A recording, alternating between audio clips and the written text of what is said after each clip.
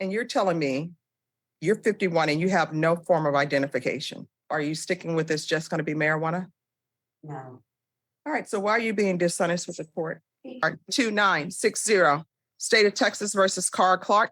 Can our parties announce for the record for the state? I understand. Are you Ms. Clark? Yes, no. Counsel, have you received all the discovery and did you review it with your case? Yes, You're with your client? You need to be on that side. Ms. Clark, I'm showing you what's entitled application for deferred adjudication or community supervision. Did you review that with your attorney? Did you understand it? Did you sign it? Next, I'm showing you what's entitled true bill of indictment. Did you review that with your attorney? Did you understand it? Counsel, are you proceeding on the indictment counsel, are you waiving the indictment? Yes. State, are you proceeding on the indictment as presented? Yes, Judge. All right, Ms. Clark, I'm showing you what's entitled court admonishments. Did you review that with your attorney? Did you understand it? Did you sign it in all the appropriate places? Yes. Did you understand your charge with the offense of theft under $2,500 enhanced? Yes. As a state jail felony, the range of punishment is anywhere from 180 days up to 2 years in the state jail facility and up to a $10,000 fine. Did you understand? If you have a plea bargain agreement with the state, the court does not have to follow your plea bargain agreement. If for any reason the court does not follow your plea bargain agreement and gives you more than you bargained for, the fact that you entered a plea will not be used against you and you will be allowed to withdraw your plea. Did you understand? Did you understand you have a right to jury trial, a right for you or your attorney to cross-examine and confront any witnesses the state would call in the right to remain silent? Did you understand by entering this plea bargain agreement that you were giving up those rights?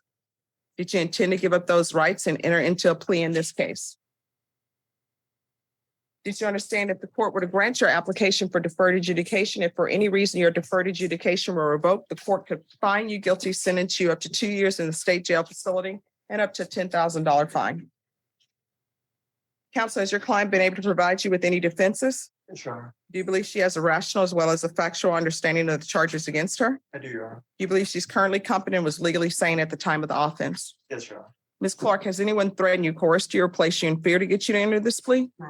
Has anyone promised you anything other than the plea? Are you satisfied with the way you've been represented? Are you a U.S. citizen? Court will find that defendant has knowingly and voluntarily waived a right to jury trial. Showing you the plea bargain page. Did you review that with your attorney? Did you understand it? According to the plea, there's a $300 fine and the state recommends deferred adjudication. Did you understand that to be the plea?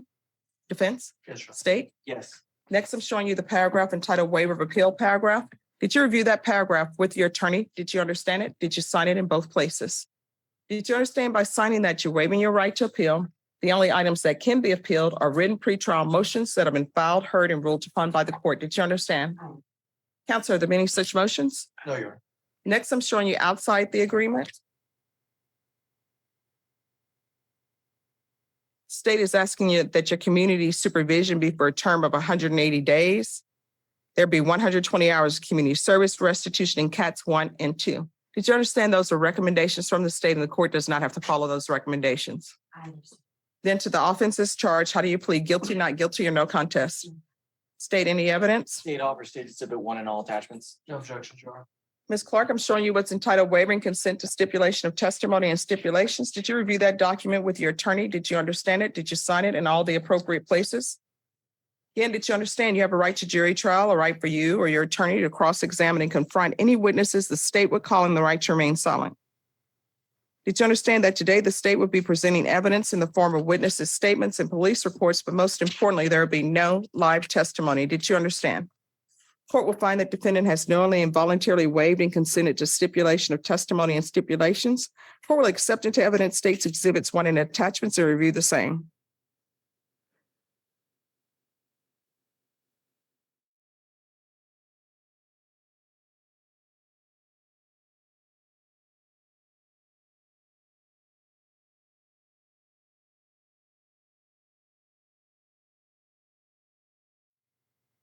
All right, after reviewing State's Exhibits 1 and attachments, the court will find there's sufficient evidence to find you guilty. Court will defer finding of guilt as you've applied for deferred adjudication. Are we proceeding with sentencing? Yes, Your Honor. Anything you wish to say on behalf of your client? Judge, ask that you follow the plea bargain agreement. All right, Ms. Clark, is there a reason why you continue to steal? I will not, Your Honor. That was 2 years ago and I everything's changed since. I mean, I know you say you will not, I understand. but I we're do. here for a third theft. I know. I realize I'm embarrassing my children and they've grown up to be really good adults. They're productive citizens and I'm an embarrassment to them and it breaks my heart. So I want to make my kids proud. Also, I met somebody that I care very deeply for and he has a zero tolerance for this kind of behavior. All right, when you're drug tested today, where are the results going to be? And you are getting a drug test I'm today. going to tell you honestly, for marijuana, it's going to come back positive. Anything else, it's going to come back negative. All right, so why, if you've changed your life, why are you doing marijuana? I don't understand. Back problems. I've had L3 and L4 broken. All right, you're going to get a drug test today. Okay. And if it's more than marijuana, then we're going to have some issues. Okay. So are you sticking with this just going to be marijuana? No. All right, what else will it be?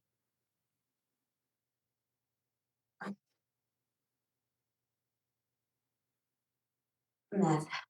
All right, so marijuana, meth, what else? That's it. All right, so why are you being dishonest with the court? Because I don't want my boyfriend to find out he'll break up. Well, here's the thing. Obviously you're using marijuana. Your boyfriend should probably know you're using marijuana. Yeah. And if you're with a boyfriend who cannot tell that you are on substances, then maybe that is not a good relationship. If you're in a relationship with someone and it's supposed to be a loving and caring relationship and you're being dishonest with them, then it's not a loving and caring relationship. All right. So this is what the court is going to do. Are you employed at all? No, I do not have a driver's license at this time. As soon as I get my court over with, I'm gonna get my driver's license. I didn't go get it because I had a warrant. Let me just tell you, that doesn't, not having a license does not. I can't get employment without an ID, without a standard me. How old are you? And you're telling me you're 51 and you have no form of identification. That is correct. Okay. All right. This is what the court is going to do. Court is going to sentence you to 4 years deferred adjudication.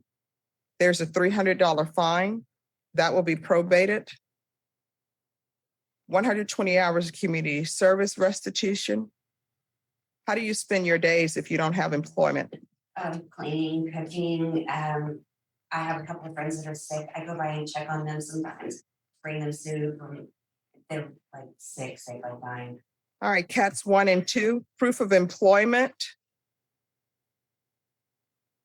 within 30 days. Okay. There's to be no employment as a home health care provider or with minors. I'm going to want the UA hotline, and she's to be tested weekly. A TAP evaluation, follow the recommendations of TAP. If TAP recommends outpatient treatments in some program to address these drug issues, regular reporting by Zoom or in person. There's to be no unsupervised contact with minors. So you're living with the boyfriend? Yeah, no, I don't live with him. Who do you live with? I live with a friend. Who is this friend? His name is James. He's a friend of mine. He lets me stay on the couch and I cook and clean in exchange for. I'm finding this all to be very suspect. Well, he has 2 other roommates that rent out the other 2 rooms. So I just do all the. Let me just tell you where I'm looking at this. I have somebody before me who told me they would only, who started with, I'm changing my life for my children. I don't want to be an embarrassment. I'm not stealing anymore. Then I'm only using marijuana and I'll be negative for everything else. Then it's no, I'm going to be positive for meth. And I didn't tell you because I didn't want this new boyfriend to know. Then I'm living with some other guy on his couch. And there are other random people in the house. And ma'am, it's a mother and son that rent out the other 2 rooms. And mother and son gonna have probation come visiting that house because I think there are other things going on. So you're gonna provide, before you leave here today, you're gonna provide probation with a physical address and you're gonna make sure you're there. Do you understand? Yes. And who all is in that house? Are there any children in that home? No, everybody's over 18. It's a mother, a son, and then the homeowner. All right. Probation, is there anything else she needs?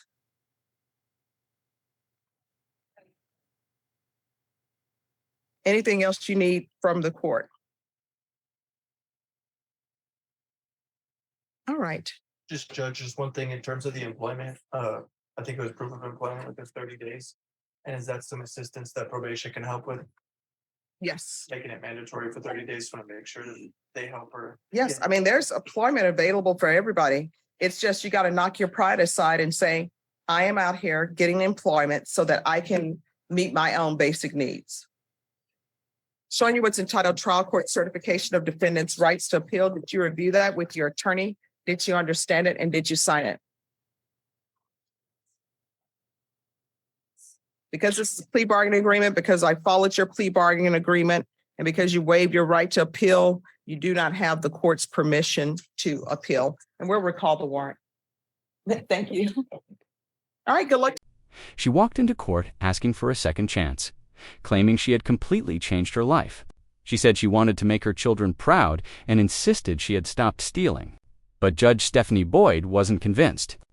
When asked about a drug test, the woman first admitted she'd test positive only for marijuana. Moments later, she changed her story and confessed she would also test positive for methamphetamine. The judge immediately questioned why she had lied to the court, and the explanation only raised more concerns. Instead of simply accepting the plea agreement, the judge imposed strict conditions, including 4 years of deferred adjudication, weekly drug testing, intensive treatment, probation visits, and proof of employment. The hearing became a powerful reminder that honesty matters in court, and one dishonest answer can completely change the judge's view of a defendant.